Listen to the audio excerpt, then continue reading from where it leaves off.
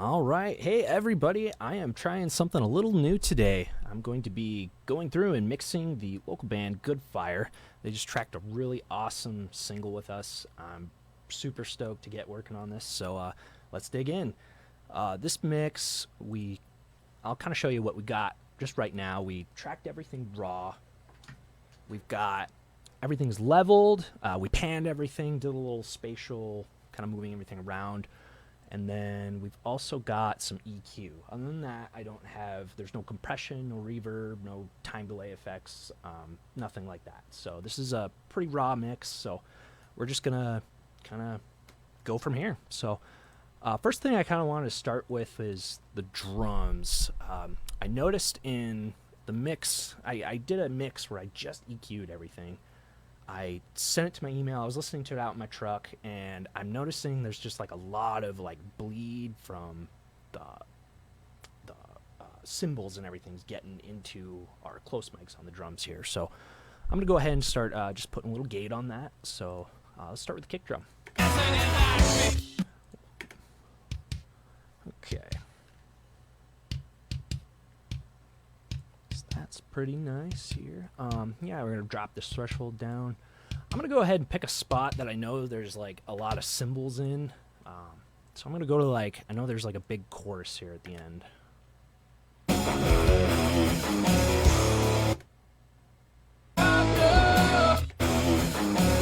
Yeah. Okay. So let's check this out.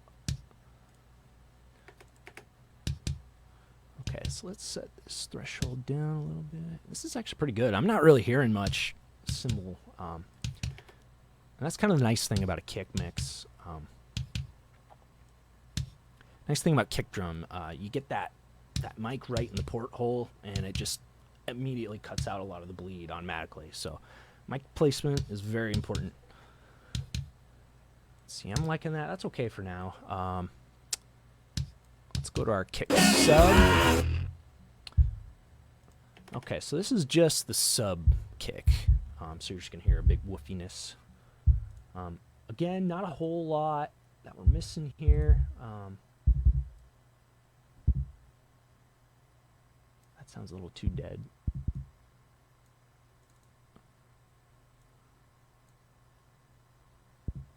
Yeah, I'm actually not liking how that... Let's go to a kick gate preset, see if that opens it up a little more. There we go. That's better. There. So switching to this kick gate preset's kind of nice because what it does is it holds it's got a little more hold, a little more release on it, and gives a little more attack. So it's cutting off the kick drum, but it's like leaving just a little more of a tail. And then you can also set like a pre-open on it, so it's like before the kick drum hits, it's slightly opening that gate. So that's one thing that you can't really do in a live setting, but that's one of the advantages of coming in a recording studio is we can mess around with our pre-opens and that kind of stuff. So I'm gonna adjust this pre-open, move that back a little. I like that. I'm getting full subwoofer. Earlier I was hearing a little bit of the snare in that kick sub. I'm not hearing that too much anymore, so I think I'm pretty happy with that. Let's do a tom. Toms are very important.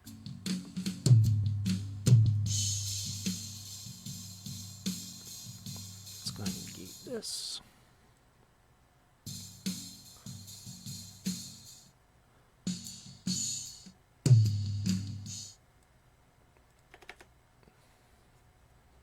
So what I'm doing is I'm finding the loudest parts in the song where there aren't toms, because that's where I want to set my threshold. I want to put it just above that so that when the drums are just hammering away and you've got all this just like loud noise, none of it's actually like coming through our tom mic when we want it to. So yeah, I'm not hearing anything there.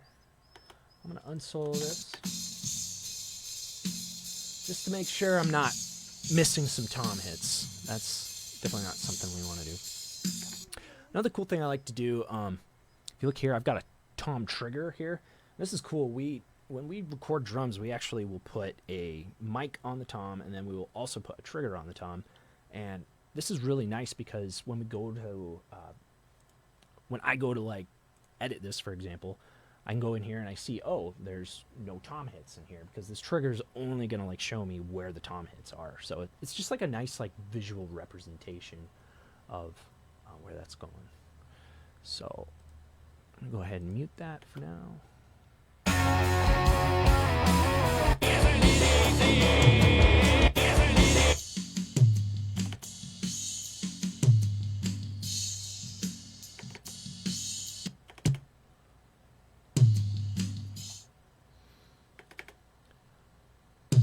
So yeah, so you can kind of hear the before after. So here's the without the gate.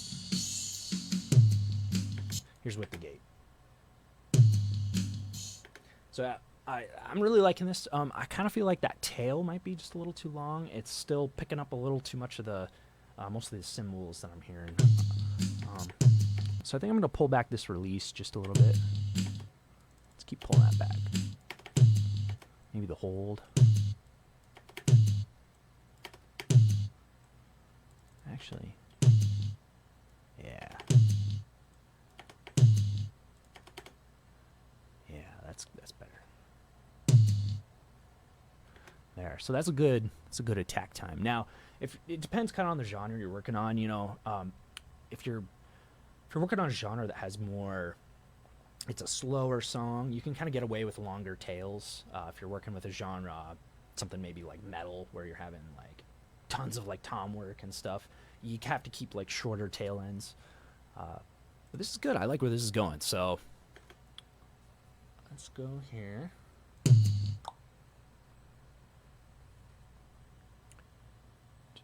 Okay. Next, let's go on to tom 2 here. Now this one's gonna be tricky. This is a floor tom. I always struggle with floor toms because there's a lot of, you got all that low end, and that can be really tricky to gate. But let's see what we can do. Now this is a section that I may have to automate this. It's really tricky to get your gates to gate these spots specifically. Let's see what we can do here.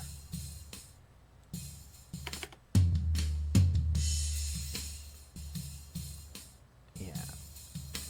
So just catching a little too much of the kick snare overheads there.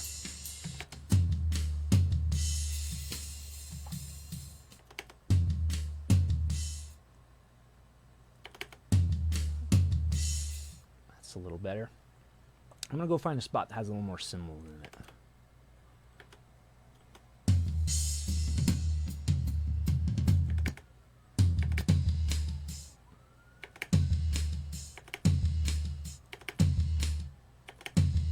So once again, just kind of shortening that release. Gonna bring the hold back a little, just to make those tails a little less long. Okay. I'm liking how that sounded. Let's go back to this section where we heard the big like tom fills. This is gonna be tricky. I wouldn't be surprised if this sounds like Dookie now. It might be cutting in and out. Let's hear it. Yeah.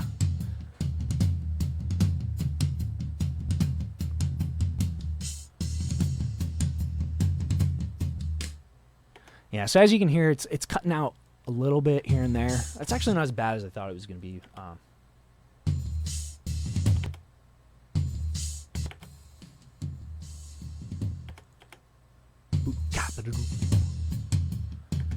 Okay, yeah, I can live with that for now. We might have to go back and adjust that.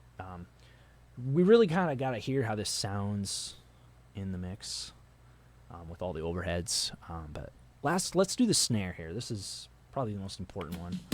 The snare is the voice of the drums here. So we're going to start with just our dynamic. I think we just used a 57 on this one. God, I love that snare tone.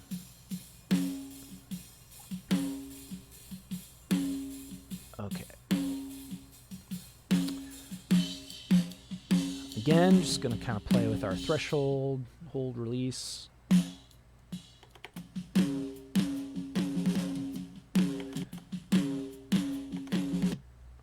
Again, And let's go back to a spot where there's lots of cymbals. That's where it's most important.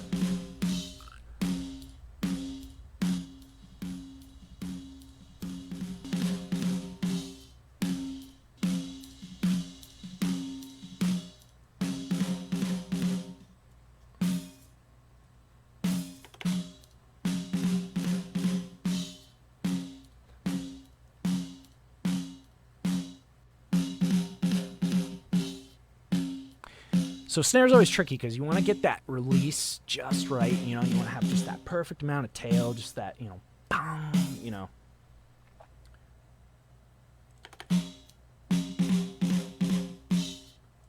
I think I neutered it a little too much. Let's bring in a little more release. There, I'm liking that.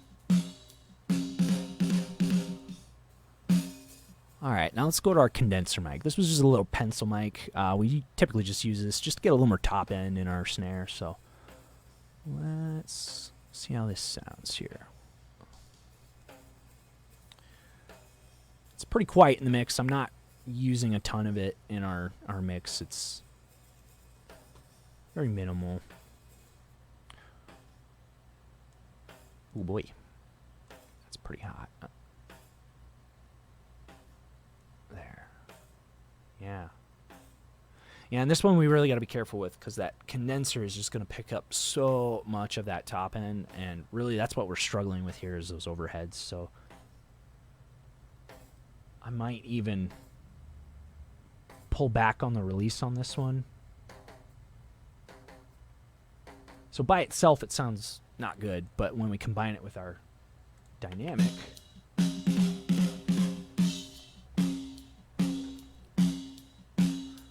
so here's without, here's combined.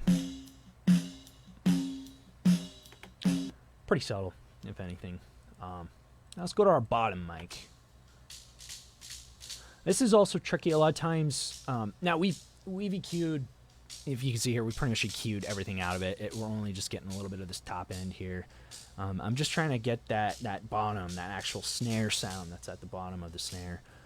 And I don't want to get a kick drum. This is the tricky part with your snare bottoms here. So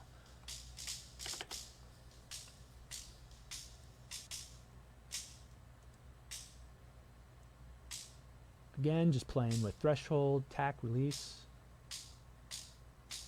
I want just a tight, dry sound for the snare because I don't want any of those kick drums coming in. So again, sounds not good on its own. That's it with the condenser, but then all together.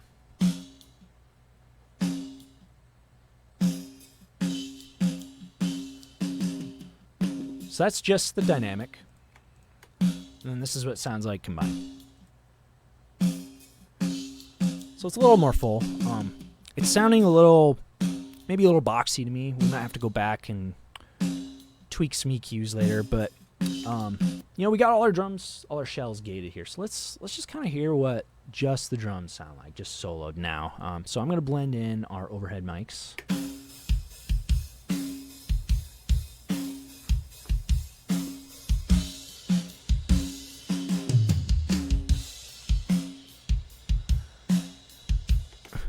That's sounding a whole lot better than what we had before. And I'm not really hearing tons of... when you're gating, what you want to listen for is those little cymbal spikes where your tails are kind of, they're a little too long and you've got some cymbals kind of poking through. You'll kind of hear that.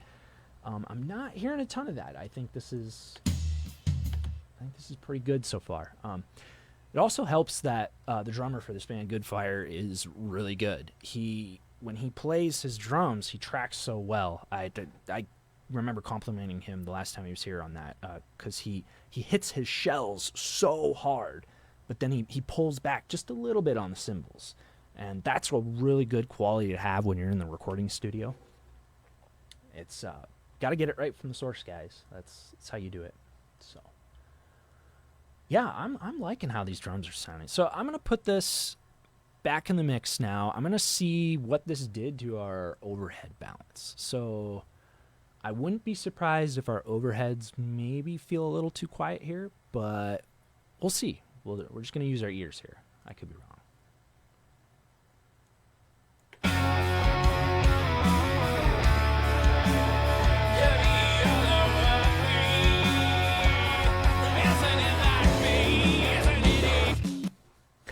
That's funny.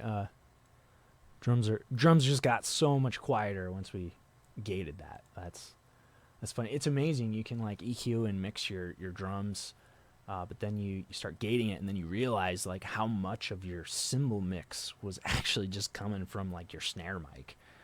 I'm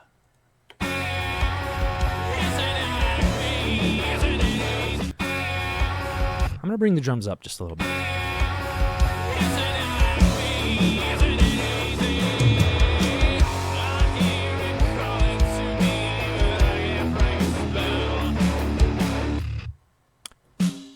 Okay, I'm kind of feeling like this snare just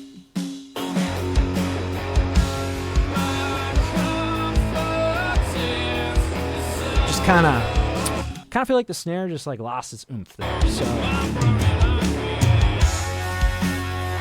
and to me, it kind of feels like an attack issue. But let's see. I feel like it sounds to me like a little bit of that attack was just coming. So I'm going to pull back on this pre-open, so it's going to open the gate just a little bit sooner.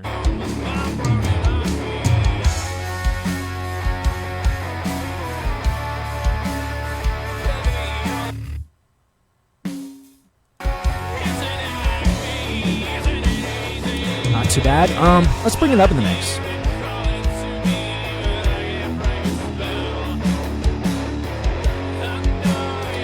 And then I'm going to... One thing I do a lot is I'll actually disable these effects after I've used them, because I always want to see, like, you know, I've messed around with this effect, but what's it actually doing? And turning it on and off and just doing a quick A-B comparison is one of the best things you can do when you're mixing. So let's hear this. Just a quick A-B. So this is with it. This is without. Yeah. So you can kind of hear that snare is just like missing all that attack now. So that means we neutered it with that gate. So we got to go back here. Let's. All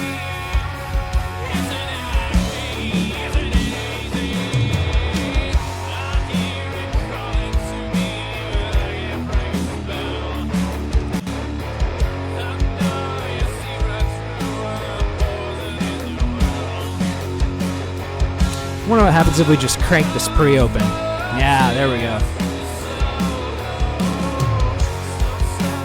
Yeah, so that pre-open is what's... So I'm gonna bring this pre-open as high as I can get it, still getting all that power from the snare that we love without getting too much of the cymbals. There, that sounds so much better. So much better. Oh, yeah. See now earlier I was trying to overcompensate. I set that gate way it was cutting it off way too early, and so my instinct was to turn up the snare, but that's actually not what it needed. So now the snare's too loud, so now we got to turn it back down. And this is the art of mixing. Your brain plays tricks on you. You think you know what it needs, and it's not the case. So.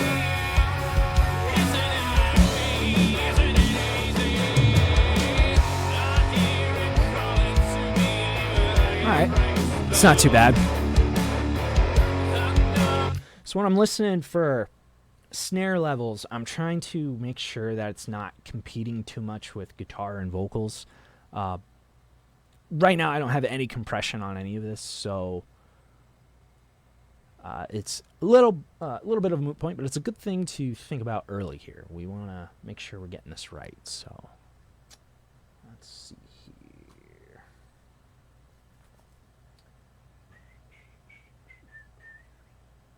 Oh man, I just love the melodies in this song. I've had this song stuck in my head all day. All week, actually. Okay, kind of feeling like maybe these toms are a little overpowering now.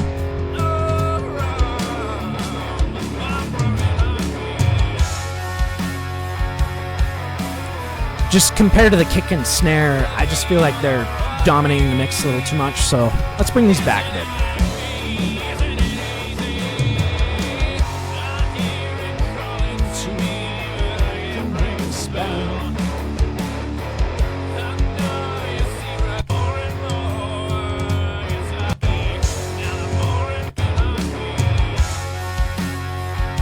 Still a little much for what I want.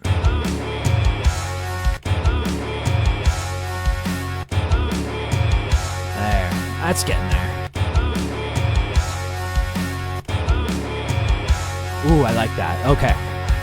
Now one more thing. I'm loving the attack on those toms. Those are sounding good. The snare, sound good. I just want to double check, make sure we didn't overdo that gate on the kick, just like we did on the snare earlier. So let's go ahead and let's see what this does to it.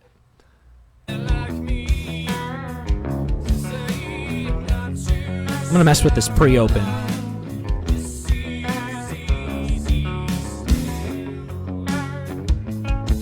Yeah, I like that. It's just hitting a little harder. Okay, very cool.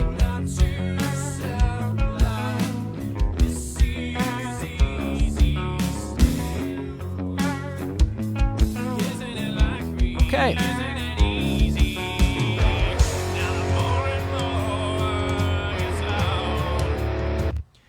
All right, I'm liking how that sounds. So what I'm gonna do, I'm gonna render this real quick, because I like to kind of render my mixes in stages. So as you can see here, I have like Goodfire, Hollow Heart, leveled and EQ'd. So that was the last thing that I did on this mix. I leveled everything, I EQ'd it, and I rendered it out. Now I'm going to do it again. It's rendered, it's leveled, EQ'd. Now we're going to, it's gated as well. So this is a cool thing to try out if you're mixing, because you can kind of hear exactly what each of the steps of the process are doing to your mix. And everybody, you always hear the advice of, oh, rendering your mix, go listen to it out in your car, and that's like the final mix. But I actually like doing that at every single stage of the production. You'll be amazed what you hear, if you just EQ your mix and just see what it does and go listen to it out in your car. You'd be shocked. Like it sounds so good in the studio, but then you get out in your car and it sucks. Like, anybody who's mixed has experienced this. Everybody knows that that's a thing.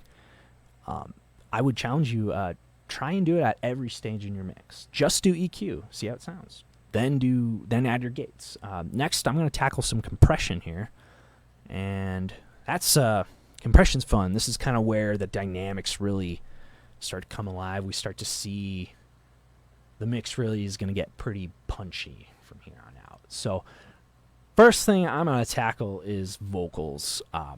Vocals, I tend to throw the most compression on, especially for like rock mixes, modern rock style mixes. So let's start with some vocals here.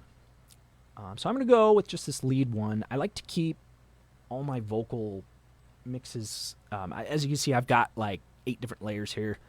I like to keep them all similarly EQ'd and compressed.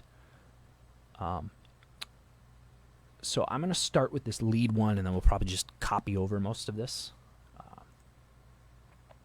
Let's go ahead. This is vocal line. I think we just delete that. We don't need that anymore. Okay, we'll start with Ultra Maximizer. This is just like a limiter, basically. I'm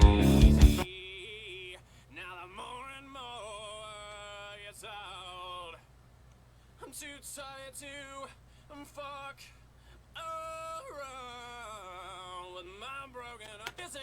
Man, Andy is such a good vocalist. I was telling Drake the other day, I was like, I think he might be the best vocalist we've had in this studio in a while. He's myself included. That guy just like blows me away, man. Okay. Cool thing about limiters is you can slam them and it doesn't do too much to the tone. But we still got to be careful with this. So I'm kind of shooting for like maybe a 3 to 6 dB reduction. So you can hear it if I just slam it. This is what it sounds like slammed. This is what it sounds like without it. So we kind of want that fine balance. Yeah, I find usually that 3 to 6 is about where you want to be. And really what I'm listening for right here, I want to make sure that we're not cutting off any of the low end. If you notice when you slam stuff with limiters especially, the low end just gets sucked away.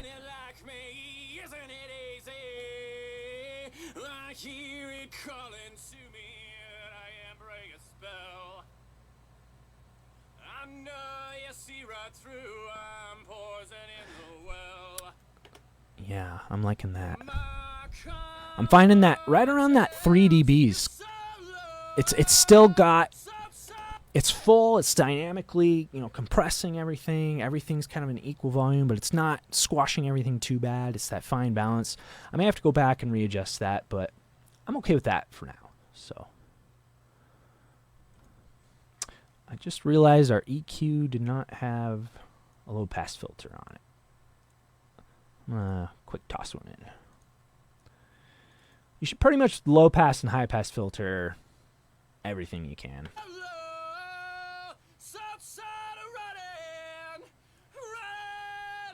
Okay.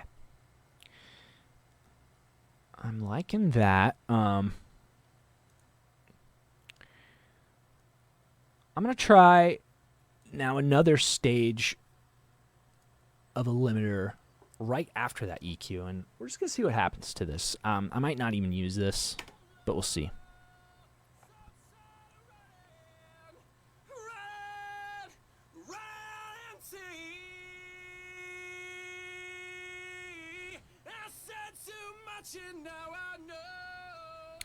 Yeah, I don't know that that's actually making it better.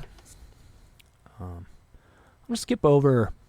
We may come back to that. But so now after I've limited it, I like running this through the 1176.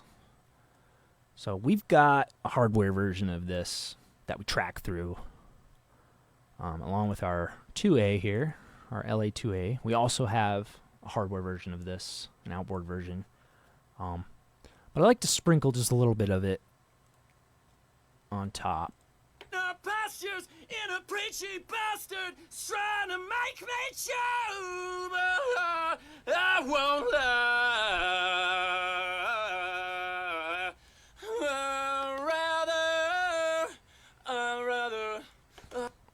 Okay.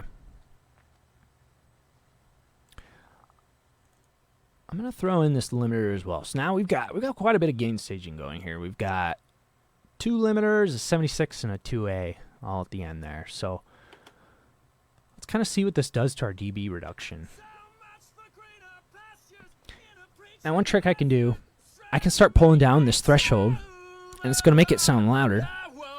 And it should eventually start adding more dB reduction in our 76 and 2A.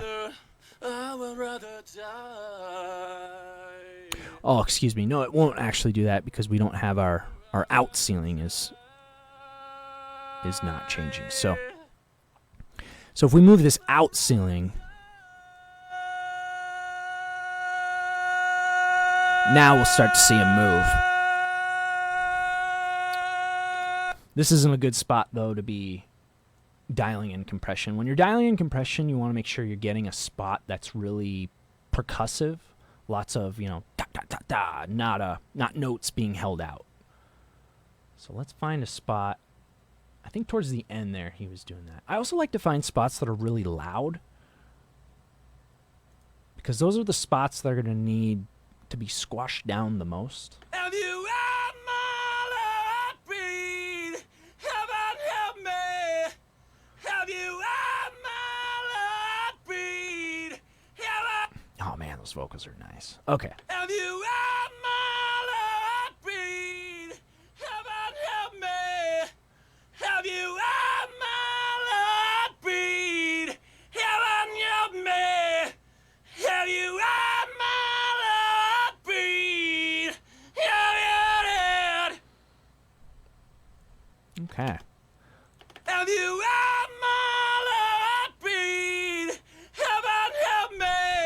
Okay, I like that. I don't feel like it's squashing it too bad. But now let's go to the beginning of the song, because this is where the quietest spots are. And I want to make sure that these are really, like, bringing them up. Oh, no, it looks like we lost our video here. 1 second, everybody.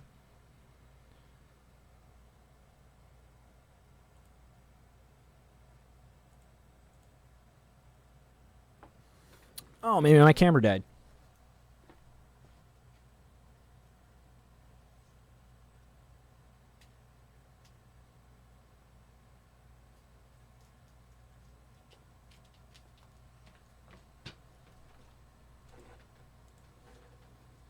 There we go. We're back. All right.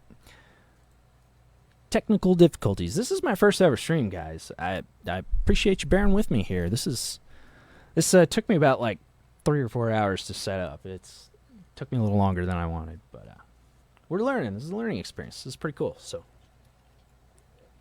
all right, let's listen to this intro here. To go from here. What's that sound? Can you hear? Not over my beat. But isn't it like me to say I'm not to sound like? Not too bad. So we still have some dynamics.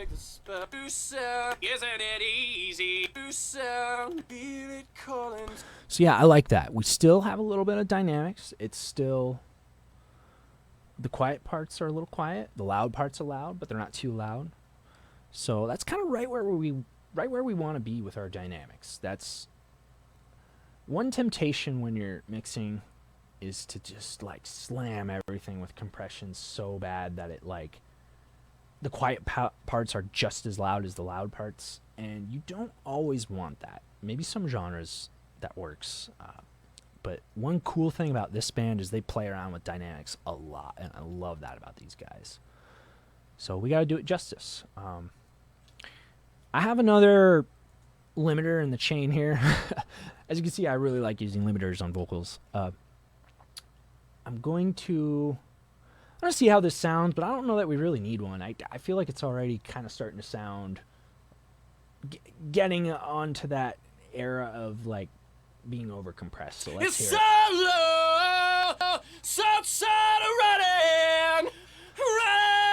Yeah, I don't really feel like that's adding anything to the mix, so I'm just going to keep that out. Okay. I feel it calling to me. While we're here, I'm going to mess around with this gate. I'm not really hearing a ton of stuff that we need to be gated, but sometimes this can kind of help with getting rid of some of the breaths. Feel it calling to me. Yeah, I like that. You still hear his, I feel it calling to, you still hear that. Like, I love that. So, but then when he's not singing, it's gating everything. So that's about right where we want to be. I think that's a good spot. What do we got left? Oh, we should really put a de-esser on here while we're here. So, de-essing is just a form of compression, but it's only going to compress that top end. And I'm going to put this, I'm actually going to make this like the first thing in our chain, because it's targeting a very specific frequency, and I don't want to put that at the end of the chain, because then it's just going to squash everything. So let's go at the beginning here. Feel it calling to me, and I can't break the spell. I know you see right through, I'm poison in the well. My confidence is so low. Feel so low. So yeah, those are the ones we're looking for. So low. I really don't feel like it's too bad, actually. So but let's tame it just a little bit while we're here. So low. My confidence is so low. There, that's a little better. So low. Feels so low, so low. We gotta be careful here. If you overdo your de-esser, you'll just end up swashing that top end, and then your whole vocal mix sounds like crap. So let's make sure that we didn't just do that here. I'm gonna undo it. Do an A/B here. So low, feels like I'm running on empty and there's nowhere left to go from here. Confidence is so low. I think that's okay. I might come back, pull that down a little bit if I feel like the top end is just missing from the vocals, but I think we're okay there. I think we're sounding good. So we got a pretty solid vocal mix there. I'm liking where that's going. I'm gonna go ahead, delete everything off this chain except for what we just did. Let's copy it all.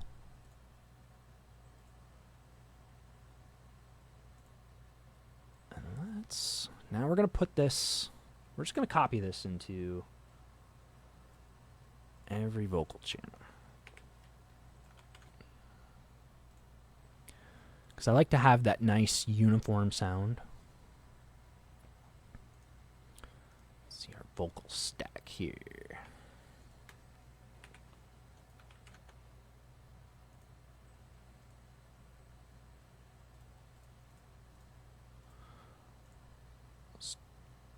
Okay.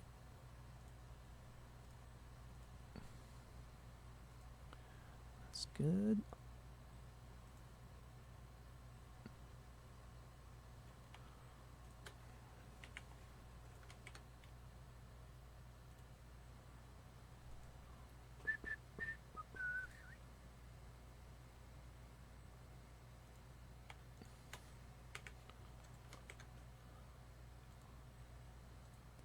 Boom, boom. That's good.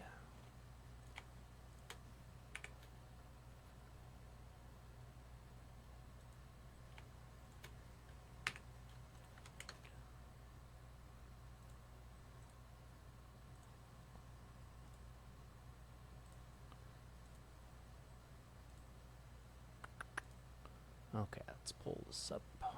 Yep, that one's good. Okay.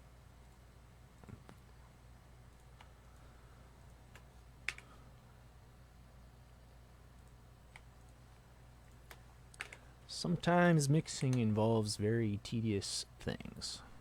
This is one of them. Copying effects over.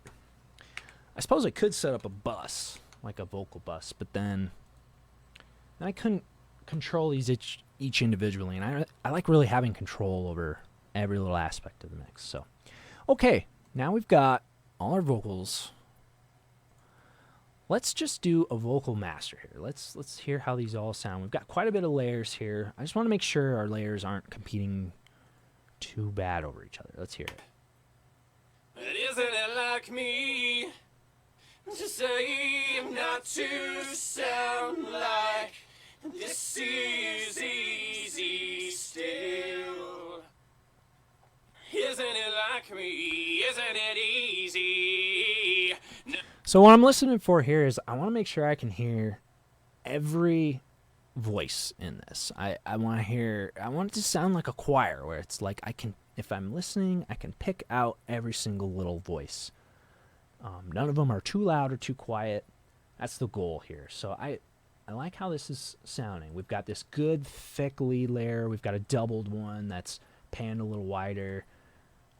Then we've got all these other vocal stacks doing cool things, just adding stuff. I want to make sure these vocal stacks aren't, these are more background, whereas the leads are more foreground.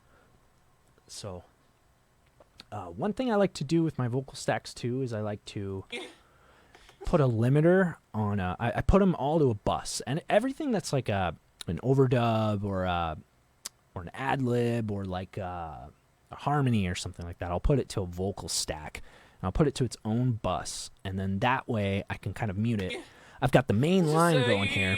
Not to sound like But then I can add in my bus with all my vocal stacks, and it just like fills it up.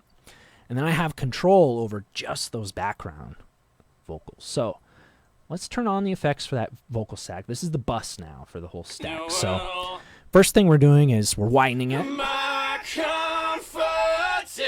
Oh, that sounds so good. So here's without. Here's with. My confidence is so low. So what this did was it just took all our vocal stacks and it just widened them. It just kind of makes it sound like just so much fuller. And this really helps being able to pick out each individual voice. I'm liking this. This is good. Sounds like a full choir. I'm going to go on here. I'm going to see. Oh, we don't have any compression. Okay, another thing I like to do is throw a little limiter.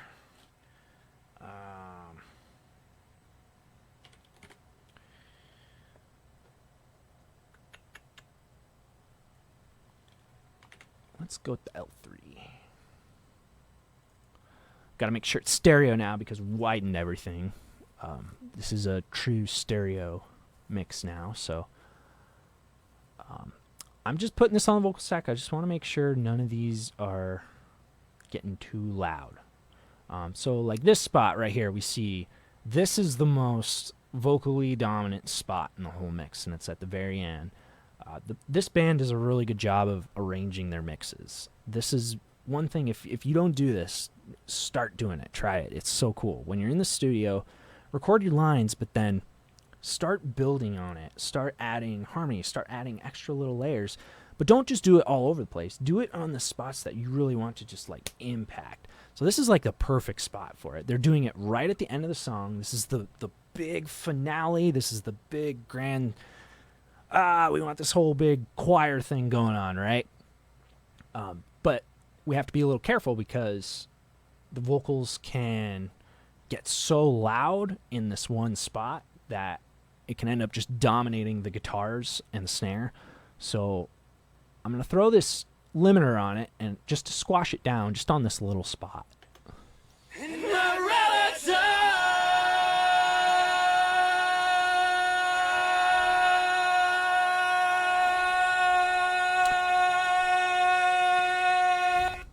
Okay, let's solo this.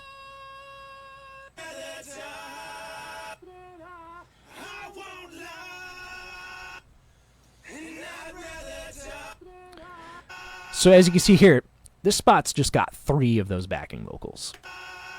This spot's got 5 of them.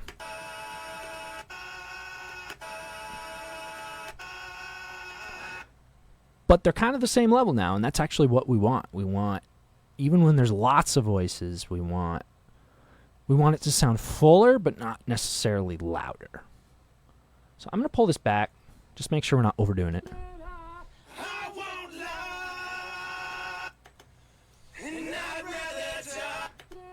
So there, we pulled back on the compression, and now you can hear this spot's a lot louder than the other one. So I'm going to bring that back down. Let's try it 3 dB.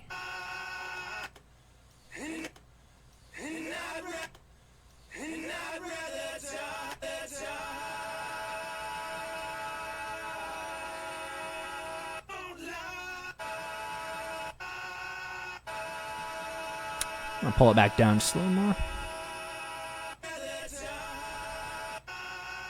Oh, I like that spot right there. So they're about even. I think that -4 is a good spot. If you didn't catch what I was doing earlier, right here, this is a cool little... I love this plugin because you can adjust the threshold and out ceiling at the same time. And this is so cool because you can dial in this limiter without it increasing the volume. Because whenever you start compressing stuff naturally, it's going to start sounding louder.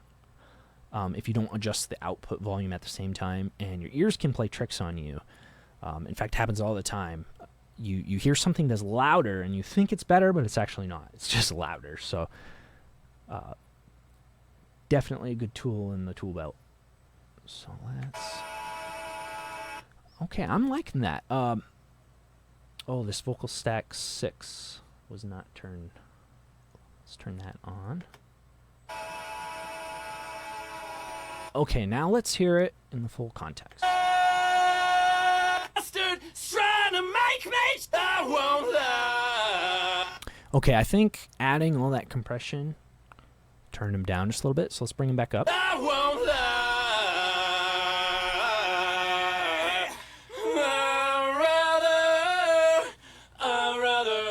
I would rather die. Oh, man. Love it. Love it.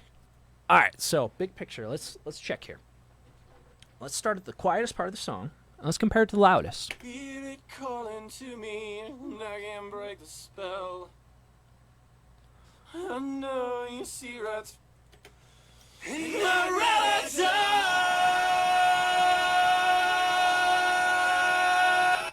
All right, we're getting some red on the meters. That means we are blowing out just a little bit. Our gain staging is not good.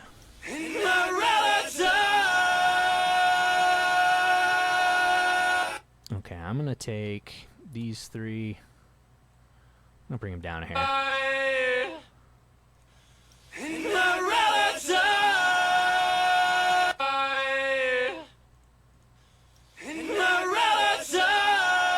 That's a little better. Same with this double. I'm just going to bring it down just a little bit.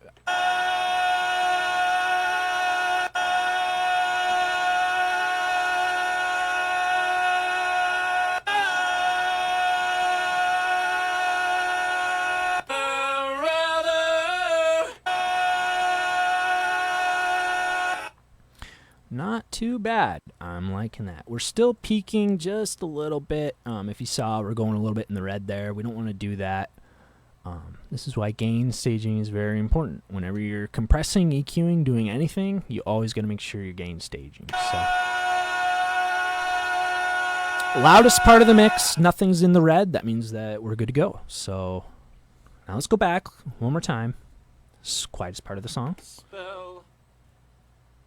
I know you see right through. I'm poison in the well. My confidence is so. All right, loudest spot. I love it. Okay. Let's see how that sounds in the mix now.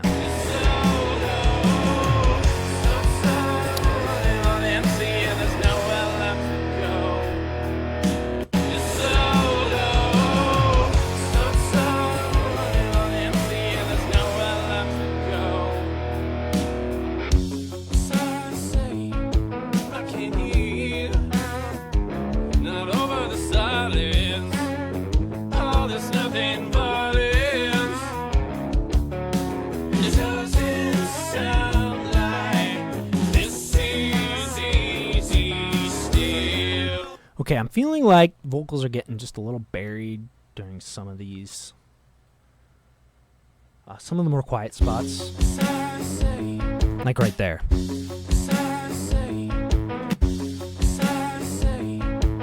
And I think what's going on, to me, you've got a snare, a guitar, and a vocal all coming in at the same spot, and the vocals are just a little quiet. So that's why we're kind of having a tough time with that. So we're going to do a little trick here. It's called a ducking bus. So basically I've got all of our guitars routed to this bus, and we're going to compress it. What this is going to do, it's going to, every time the vocals come in, it's going to duck the EQ. It's going to duck the level of the guitars and the bass, but only in a specific frequency. And the specific frequency, we're going to set it so it's the frequency that the vocals are coming through, because I'm just hearing a lot of like competing frequencies here. So let's do this. I can hear, not over the silence. I can hear, not over the silence. All this nothing violence. It doesn't sound like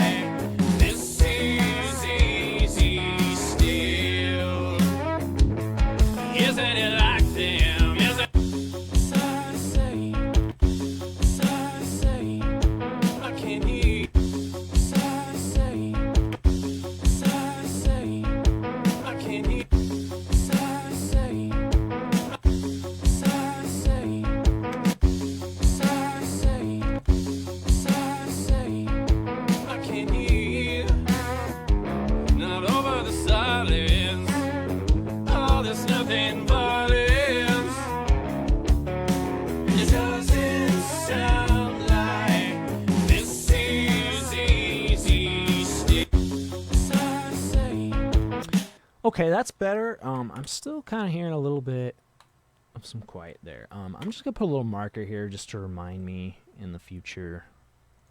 That might be a spot we have to like automate or something. Because yeah, it's still just not quite cutting through the mix. Hear it calling to me, I am break a spell. I know you see right through. Okay, now I'm thinking we overdid it just a little bit. So I went back to like the heavy, big, loud parts of the song, and what I'm listening for here is guitars and vocals. I want to see how they're working together. So let's listen to this.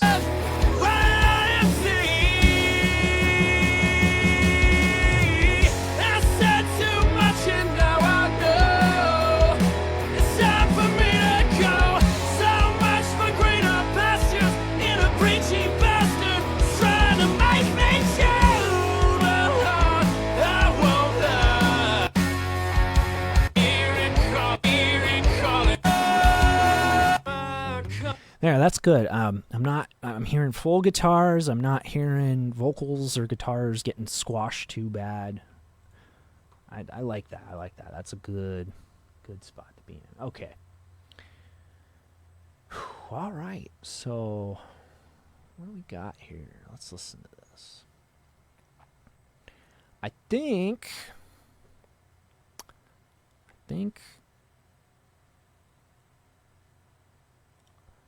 we might be ready. Start throwing in a little bit of reverb here. So let's go ahead.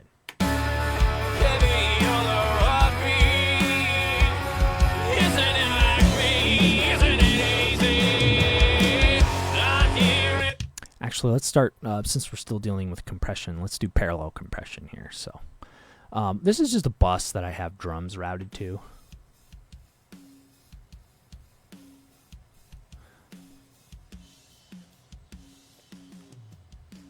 I love this. Sounds so cool.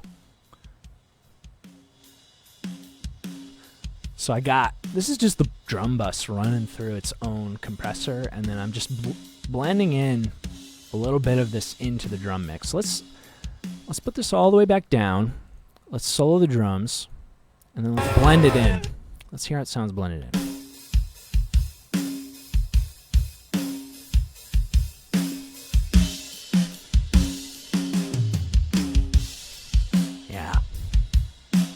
I like that. Just a little bit fuller. Let's hear it without.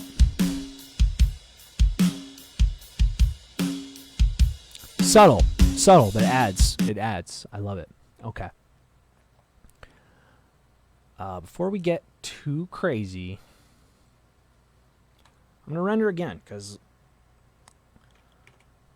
I think we're getting close to being done with the compression here.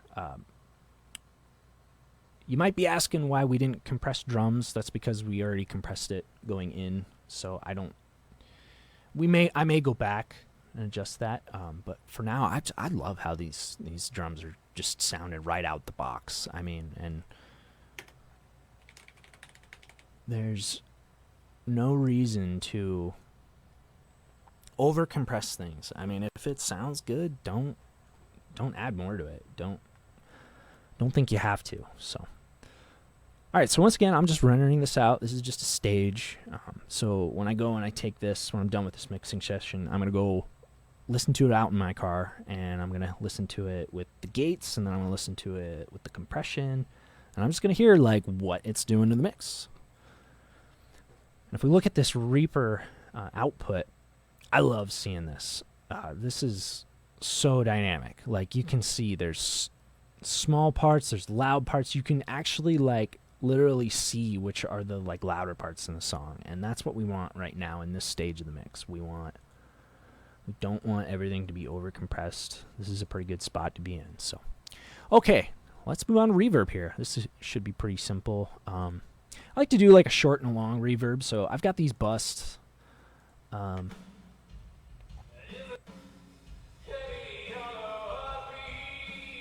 see what we got running into it. We got kick, snare, toms, overheads, and vocals.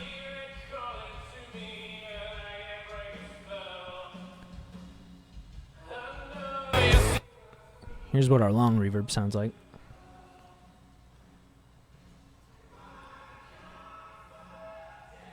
again, just drums and vocals. And we're doing it this way because if I put reverb on the guitars and the bass, it can get really muddy and pushes it back into the background of the mix a little too much. And we might sprinkle in a little bit later, but I think we're okay here. One thing I noticed, our short reverb didn't have the vocal stacks in there, so let's throw those in there.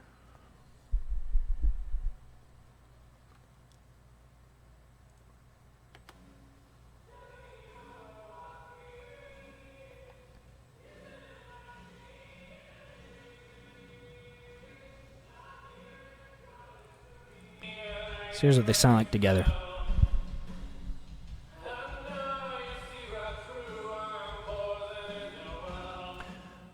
Okay, that's pretty good. Let's go ahead, though.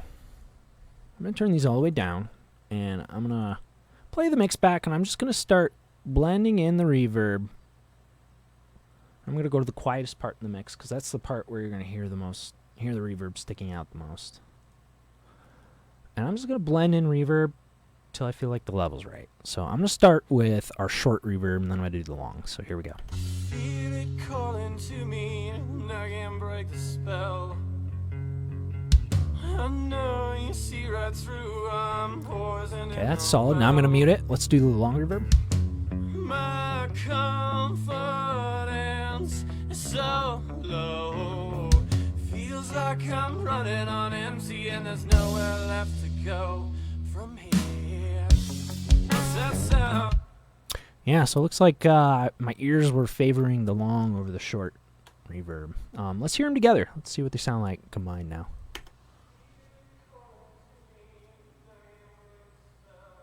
That's pretty cool. In the mix. Feel it calling to me, and I can't break the spell. All right, now let's go loudest part of the song. Make sure our reverb isn't just washing everything out. Reverb's great. It can help glue things together, but it can also just totally wash everything out and push things to the background when you don't want to. So let's hear it. Feel it calling to me, and I can't break the spell. I know you see right through. That's okay. Let's mute it. Feel it calling to me, and I can't break the spell. I know you see right through. All right, that's about perfect. So I like setting my reverb so when we're in the like heaviest, loudest part of the song, where you can't really like hear the reverb, but when you mute it, you can tell it's gone. That to me is like a good spot for reverb. So I'm going to keep that there for now.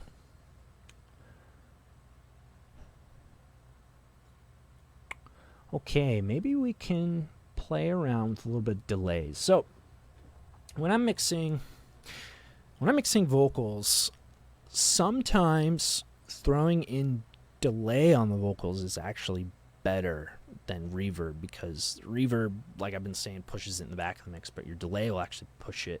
It'll keep it forward in the mix, but it still creates that like space. It makes it sound fuller. So I don't know if this is going to work for this song specifically, but let's just try it. Let's see what this sounds like. So again, I'm going to go back to quietest part in the song.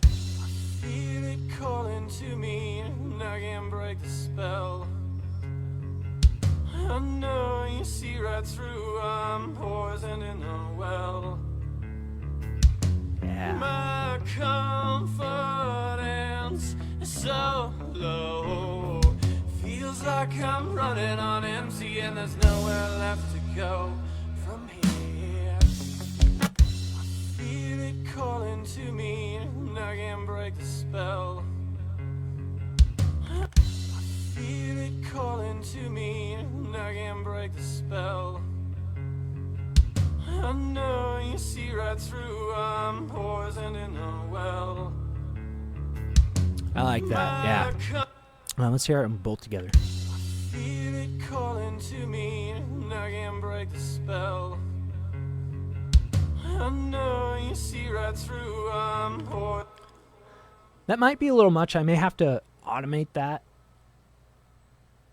You got to be careful with delay in those sections where everything's dropping out with vocals, because it can just sound kind of corny, like you're singing into a mountain. Let's hear it at loud part of the mix, though. I know it's time for me to go. So much for greener pastures in a preachy bastard trying to make me choose. Do a little AB. I won't lie.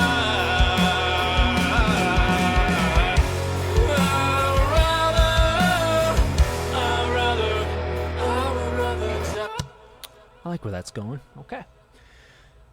All right. I'm liking that. I'm really liking that.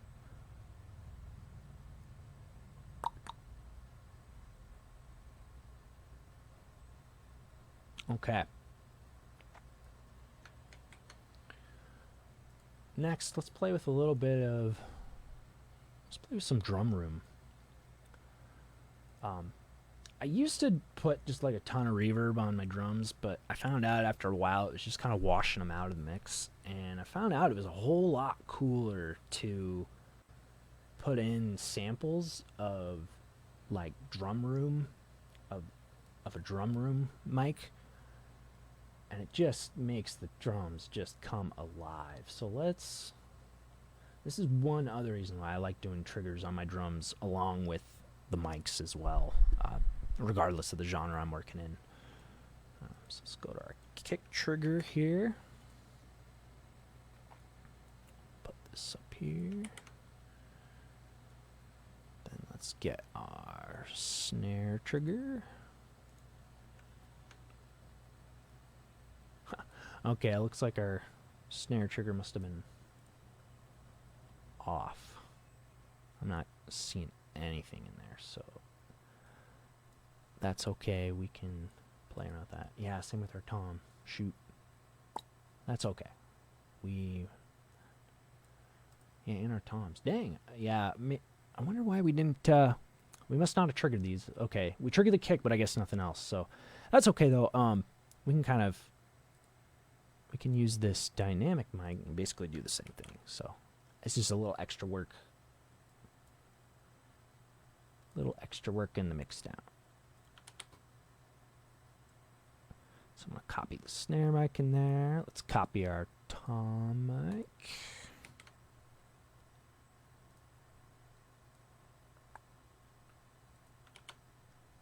And then finally, let's get our Tom 2 mic. Or is that the one we just got? Yeah, it is. Okay. Tom 1 mic. That's the one I want to copy.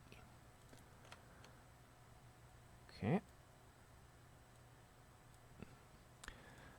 The other cool thing is when you do your drum rooms and you trigger them like this, you can get a drum room of just the shells and not the overheads, because a common theme here is you're going to see like overheads are just constantly cutting into the mix, and we want to be careful about that. So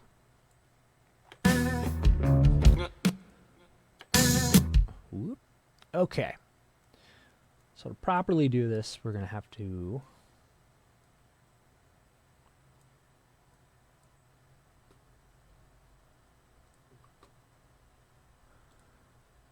we've got to convert this analog track into a MIDI. So how we're going to do that is... Oh, where's my effects chain? There should be an insert effects chain.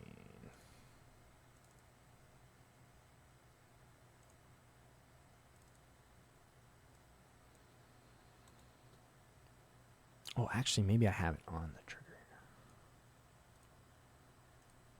Oh, I do. Okay.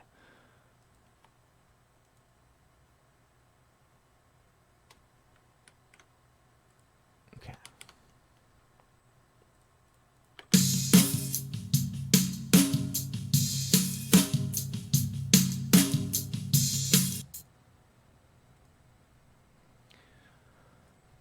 All right, let's go ahead and normalize this.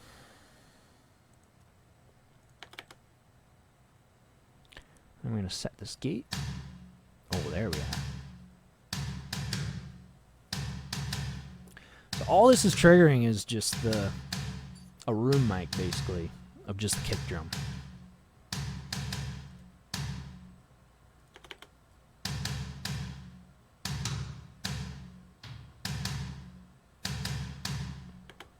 That's picking them up really well. I'm impressed. Okay, let's do snare next. This is where I find most of the drum room. This is where you get the most bang for your buck with your drum room, is with your snare mix. I friggin' love what this does to the snare.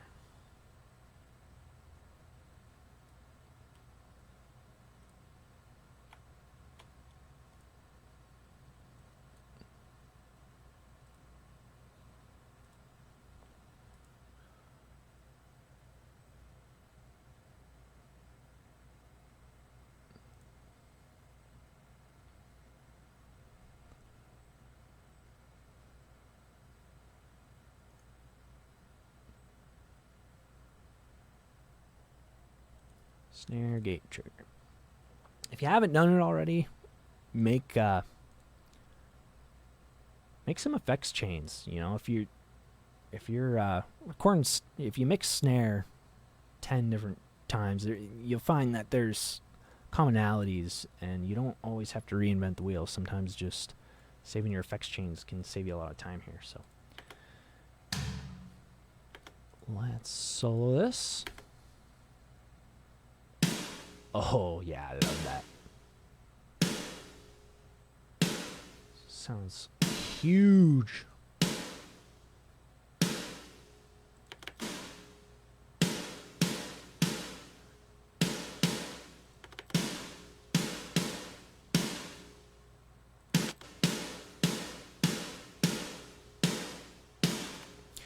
We got to be careful since we're not using a true trigger and we're just triggering this off of the snare and mic.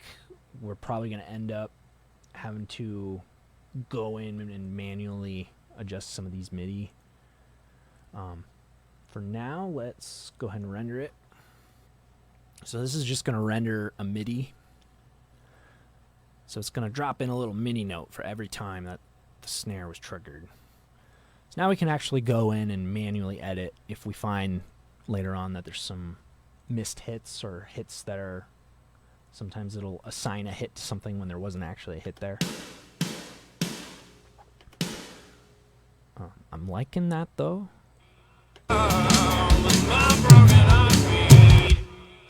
Okay, let's do that with our toms.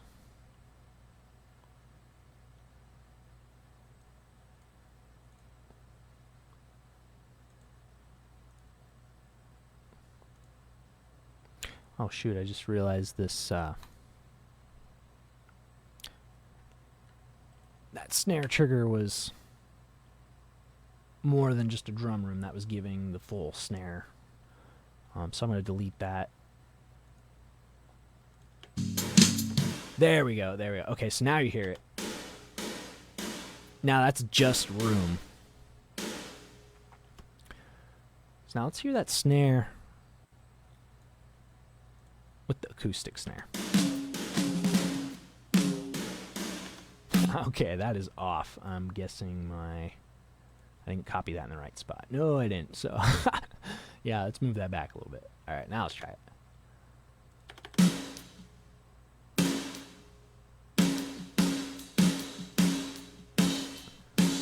I love that. So that's the snare normally. Here it is with that room.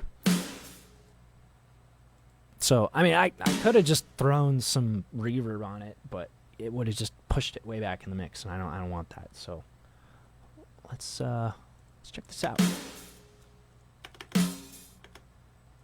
Okay, toms. Let's do toms next.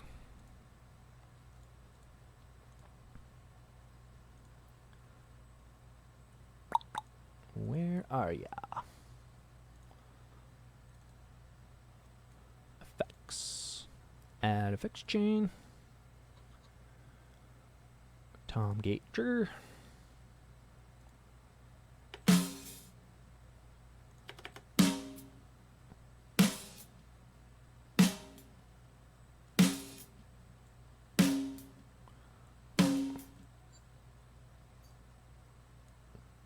Okay, let's go find a spot. Okay, so it's double triggering a little bit. So what I'm going to do to combat that, I'm going to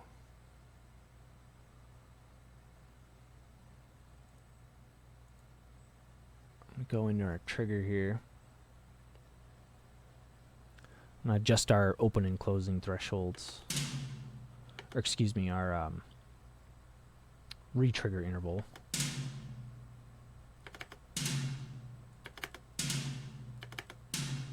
There. Now we got to be careful. If he does a big tom fill, that's, you know, it might mess that up. I'm not seeing a lot of big tom fills like that though in here. I think we're in the clear, so let's keep that for now. May have to go back.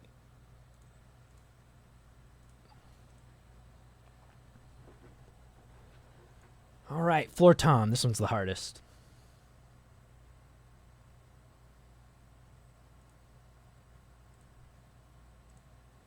I often have to cut these in by hand.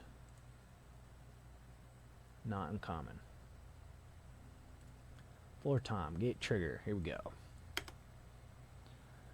This one has sampler muted already. I'm going to delete that. Because why use up the extra processing space? Okay. Now let's go find a spot. Oh, let's normalize this. Already normalized, apparently. Let's go find a spot with some toms. Okay, here's a good spot.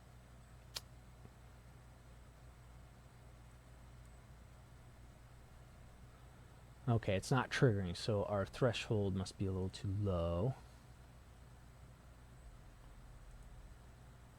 Or our gate's set too high.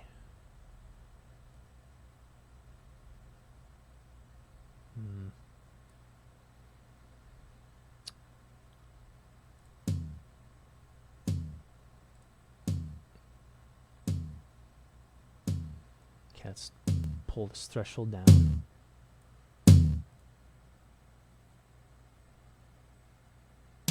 There we go.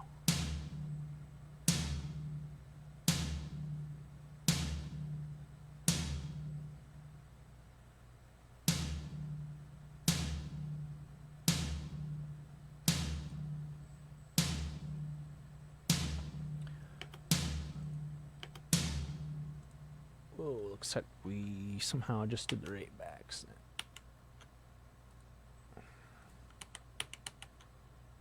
Can't have that. There we go. Reaper, why you do this to me? Okay. Okay, that's good. Now the hard part's gonna be this spot where he's doing the brum ba ba ba.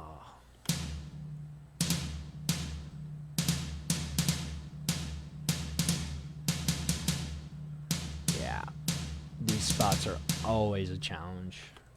I'm just gonna put this into MIDI because I'm probably gonna have to just edit this all by hand.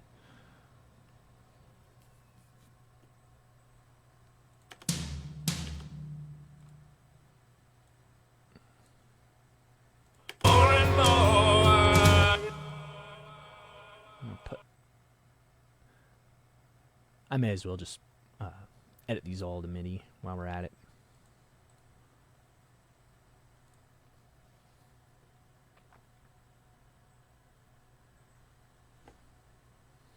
All right.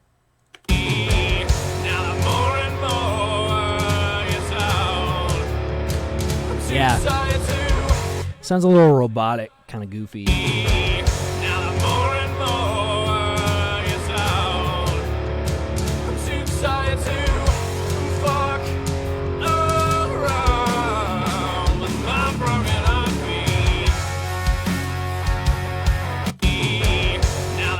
It's the one thing you always got to be careful about with triggers. They can just suck the life out of your drums.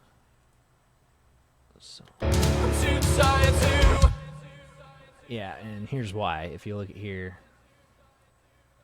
all of these are just slammed.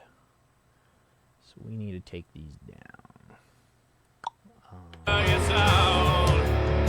I'm too tired to fuck. There, that's a lot It's better. out. I'm too tired to fuck around with my broken heartbeat. It's out. Okay.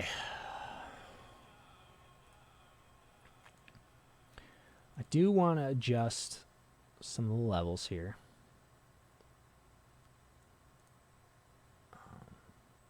So yeah, I typically like to put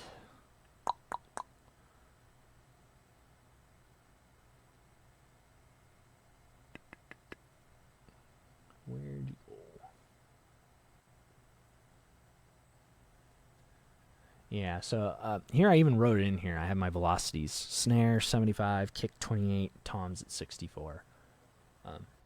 And so that 64, that's actually right about where I put my toms, just by ear. So yeah, those are right about where they need to be. I've just found over time that's a good spot for them. Let's go ahead and do it with the other toms. Bring that down. That's good. I like it.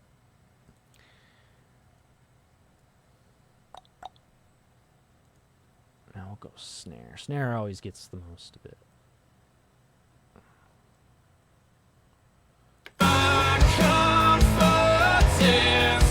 That's totally dry.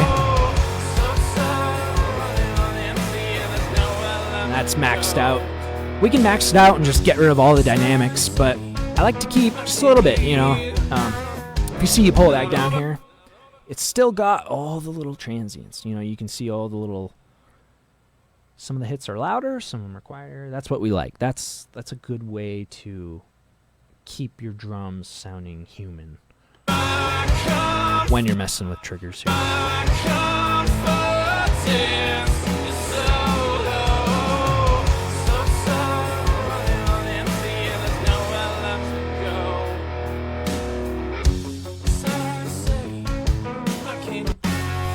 All right, now that kick drum room is just out of control. Now, yeah, we better pull this way down. This has got to be like down here.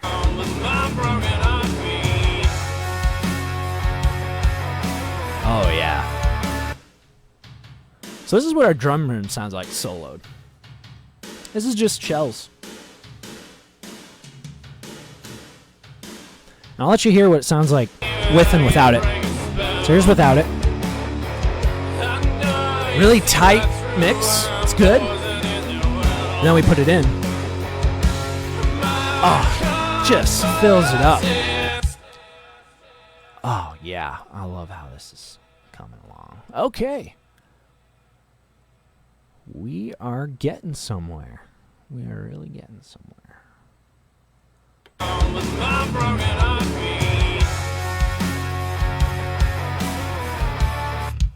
I think it's a good spot to render.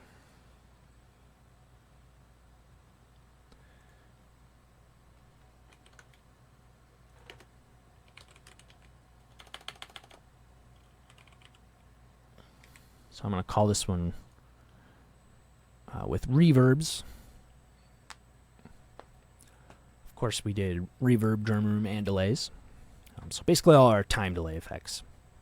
So you can kind of see there's like a process I like to do here. It's you start out, you know, first of course you edit everything, you make it sound really tight and clean.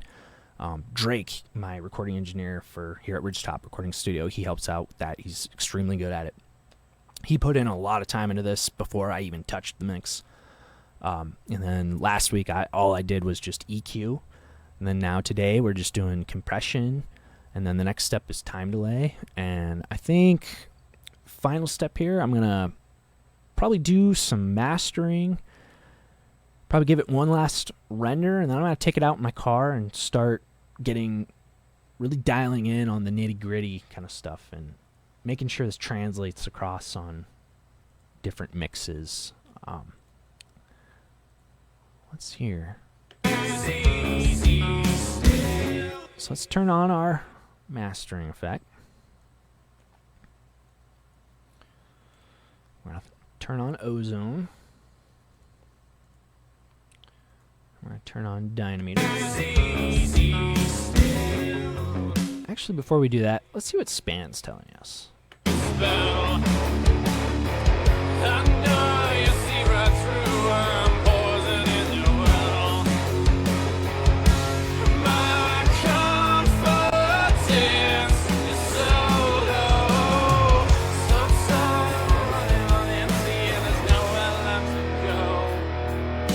Damn.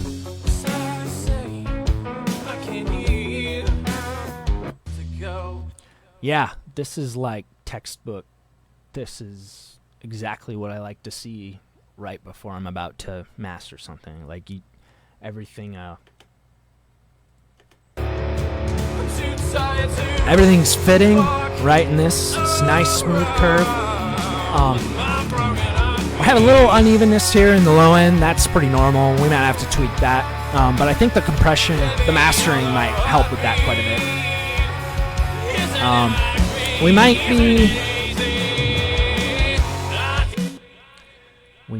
be, looks like we have some peaks kind of in this 3K area-ish. Let's see if we can diagnose that.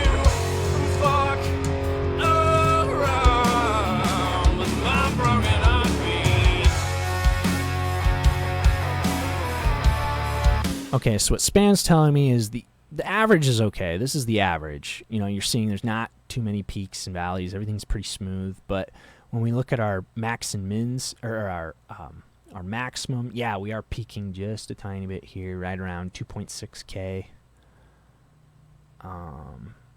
We might be peaking a little here around the 1.3. Let's see how it looks in span, around the 1.3.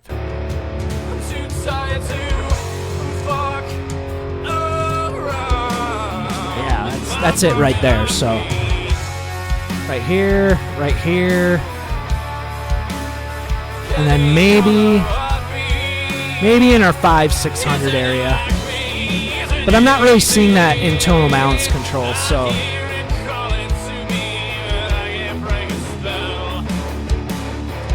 yeah, let's just go back. I want to diagnose those two, so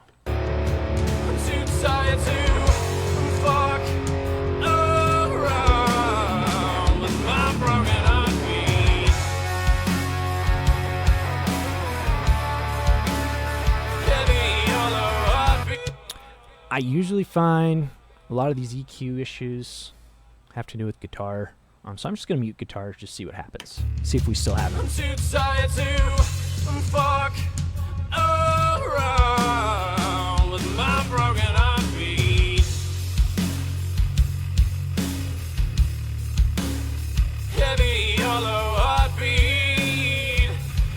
Okay, so it's not guitar. Let's try muting. Try muting drums. Maybe it's drums.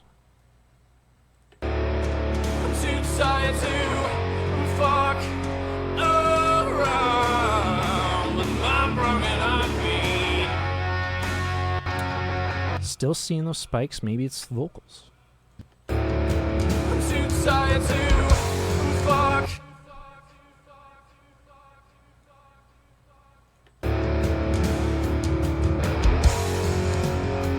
Oh, yeah.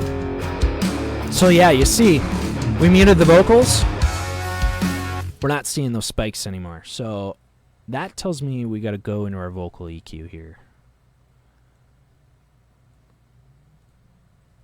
So,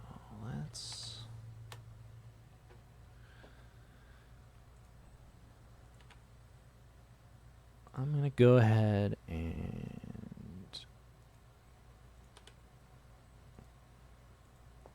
okay, we'll turn on this EQ.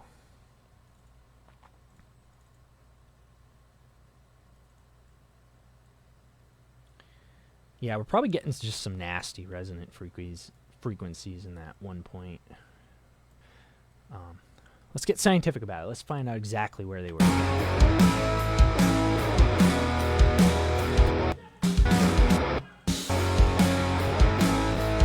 In a preachy bastard trying to make me shout. I won't lie. That's too much and now I know it's time for me to go. So is really...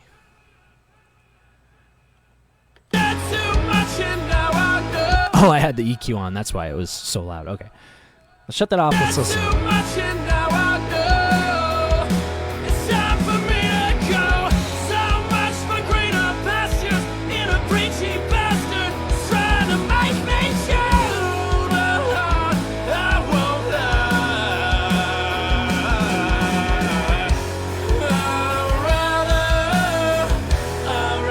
So I'm seeing it in 2.55K and 1.48K. 2.55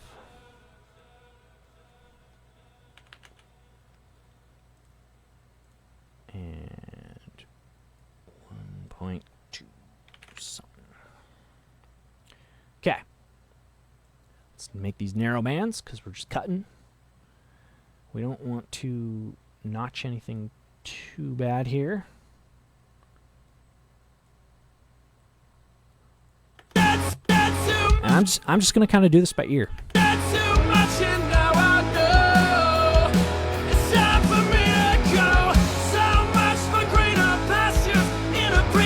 Oh, EQ wasn't on. That's why I wasn't hearing anything.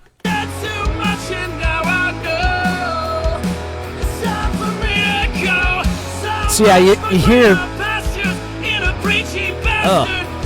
Like, yeah, as you start increasing that specific frequency that was poking out there, it just, oof. It sounds rough. So it's fatiguing. So let's bring it back. So what I'm going to do, I'm just going to pull this down until it just stops being fatiguing, till I stop hearing frequencies competing with each other.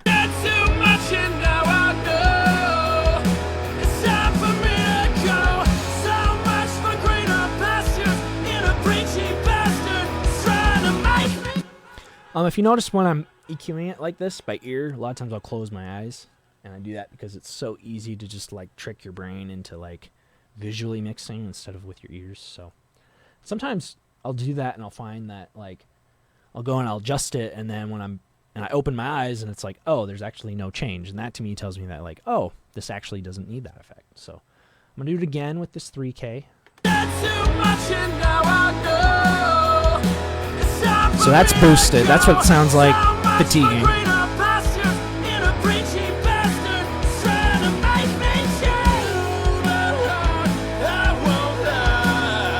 Well, that there feels right. Yeah. Yeah, this is good. This is right where we want to be. You know, right around that, between like 3 and 6 dB. That's pretty normal for this. So. Let's go back to span.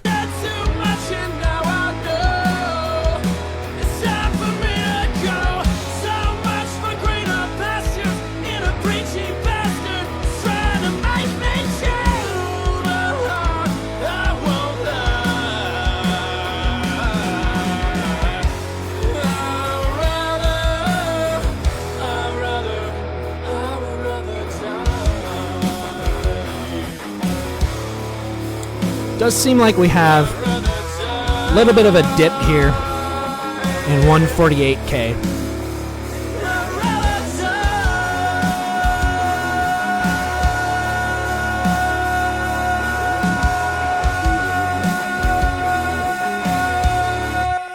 So 148K, that's an interesting spot because that's, if we, actually let's do this.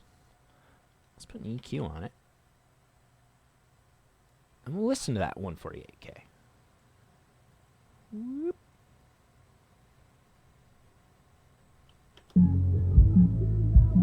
So this is what the mix sounds like. We got a low pass filter set all the way at that 150K.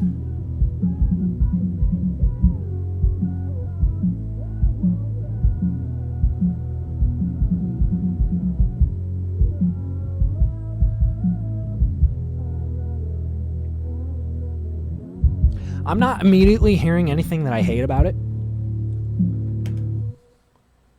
This might be an example where just because Span says that we have a slight little EQ dip there doesn't necessarily mean we have to fill that gap. You know, sometimes we just got to use our ears. So I'm going to compress it. We might come back to that.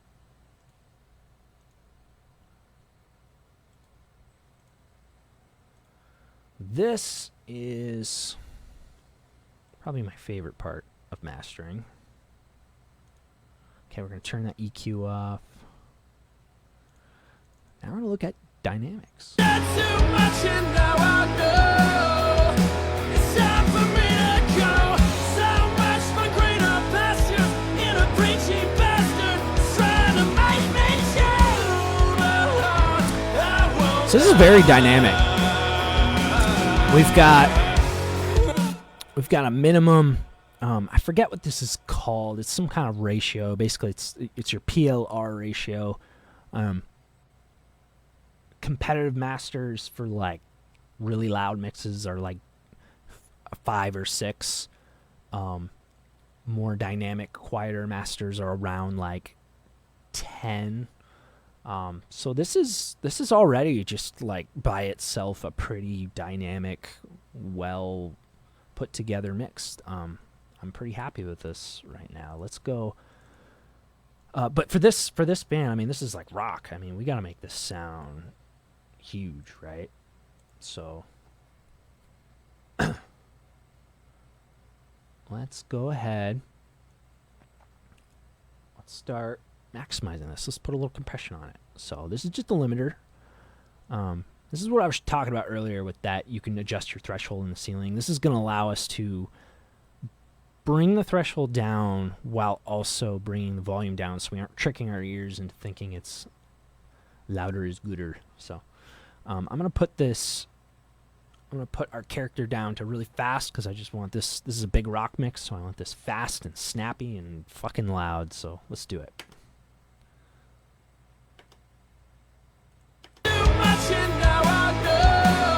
So as you see, as I pull this down, we're going to see dynameter is going to start decreasing.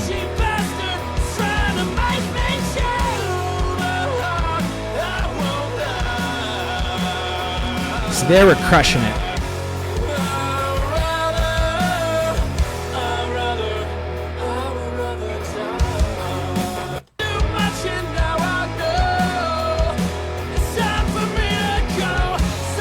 Yeah. I like that.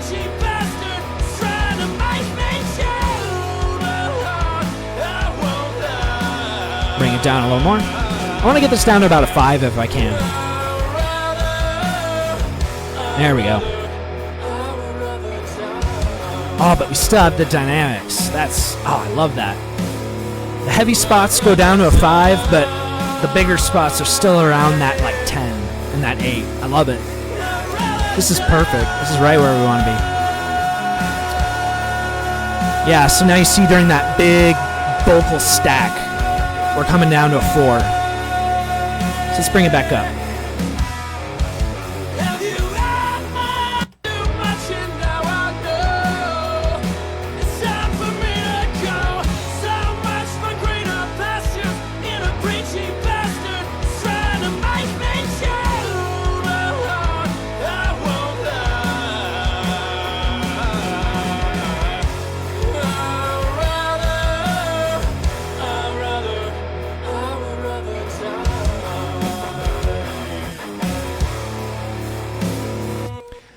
Alright, I'm loving this. This is sounding awesome. One thing I noticed, just listen to this here, those backing vocals, there's one stack that's poking out a little more than I like. It's this falsetto. Let's bring this down a little. Just a scoosh. Womp.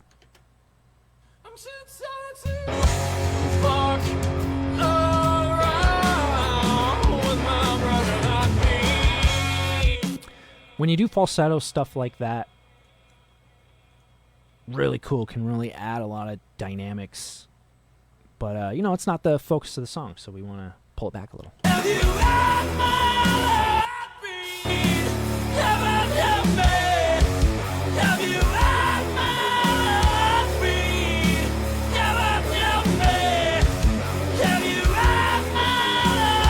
Alright, I'm going to turn this mix down.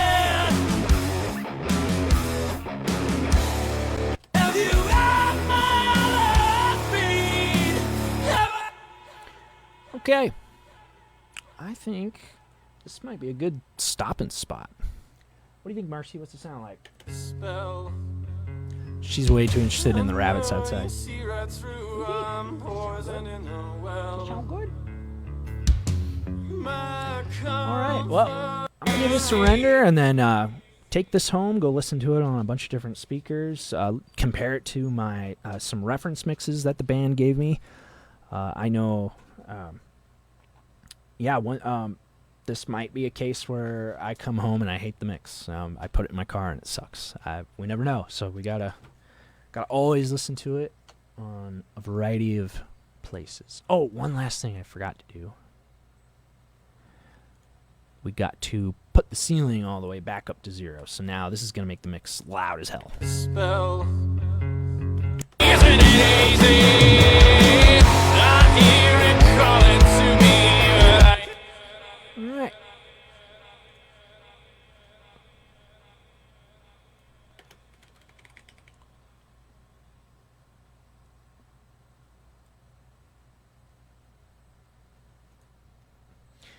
All right. Well, thank you, everybody. Thanks for checking in. This was a lot of fun. I will see you guys. Catch you next time.